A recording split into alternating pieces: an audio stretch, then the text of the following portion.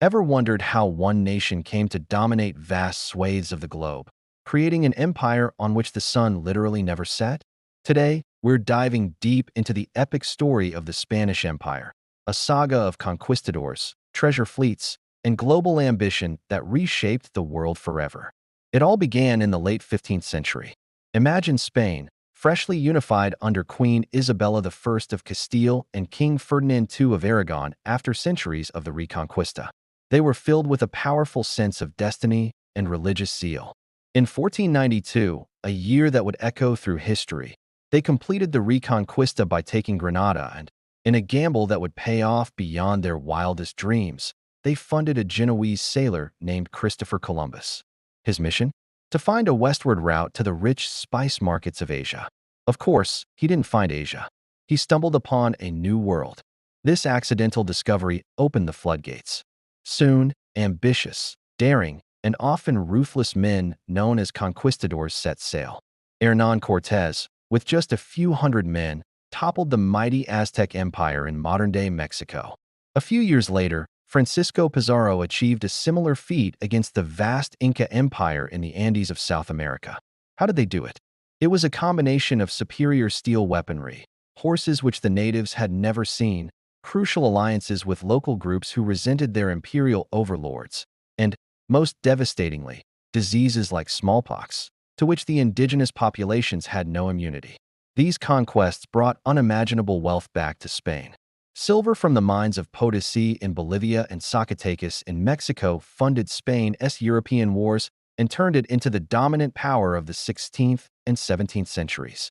This period is known as the Siglo de Oro, the Spanish Golden Age. While silver flowed into the royal coffers, Spanish culture flourished. Think of the timeless literature of Cervantes' Don Quixote, or the breathtaking art of Velázquez and El Greco. The empire wasn't just in the Americas. Spain controlled territories across the globe. The Philippines, named after King Philip II, became a crucial trading hub connecting Asia to the Americas. They held lands in Italy, the Netherlands, and parts of Germany and Africa. For a time, through a royal union, they even controlled Portugal and its extensive empire. Truly, the sun never set on Spanish domains. Administering this colossal empire was a monumental task. The Spanish established a hierarchical system with viceroys acting as the king's personal representatives in New Spain, Mexico, and Peru. A complex bureaucracy was created to manage trade, collect taxes, and enforce royal decrees. The encomienda system was established, granting Spanish settlers the right to demand tribute and forced labor from the indigenous people. While it was intended to also provide protection and Christian instruction, it often led to brutal exploitation. The influence of the Catholic Church was paramount. Missionaries flocked to the New World, driven by a desire to convert millions of indigenous people to Christianity. They built churches on top of ancient temples and established missions that became centers of religious and cultural life. This religious fervor was a core part of the empire's identity, but it also led to the suppression of native cultures and beliefs. The Spanish language and Catholicism became the dominant forces, creating a new, blended, or mestizo culture that defines much of Latin America today. But no empire lasts forever.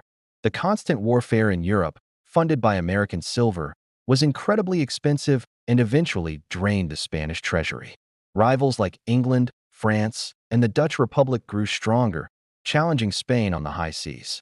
The famous defeat of the Spanish Armada by England in 1588 was a major blow to Spanish prestige and naval power, though the empire remained formidable for a long time after. Internally, the empire was creaking. The rigid, centralized control from Madrid frustrated the criollos, people of pure Spanish descent born in the Americas. They were wealthy and educated but were largely excluded from the top positions of power, which were reserved for those born in Spain. The turning point came in the early 19th century.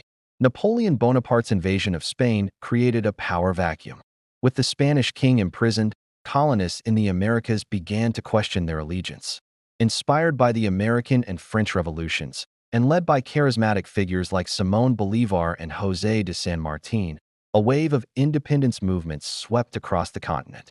From Mexico to Argentina, one by one, the colonies fought for and won their freedom. By 1825, Spain had lost its entire mainland American empire. All that remained were Cuba, Puerto Rico, the Philippines, and a few other islands. The final nail in the coffin came in 1898. In the Spanish-American War, a rising United States decisively defeated Spain, which was forced to cede its last significant overseas colonies. This was the end of the Spanish Empire as a global power, a traumatic event for Spain that sparked a period of deep national soul-searching. So, what is the legacy of this incredible empire? It's complex and all around us. The Spanish language is the second most spoken native language in the world.